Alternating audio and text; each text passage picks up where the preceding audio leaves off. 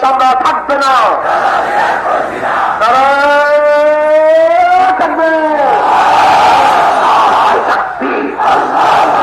আমরা সবাই নবীর সেনা, ভয় করি না বুলেট বোমা, কোরআন সুন্নাহর আলো, ঘুষখোরদের দালালেরা হুঁশিয়ার সাবধান, পিঠের চামড়া থাকবে না, দালালি আর করিস না, পিঠের চামড়া থাকবে না, থাকবে। দালালি করতে দেওয়া যাবে না, পিঠের চামড়া রাখবো না, থাকবে না ইনশাআল্লাহ।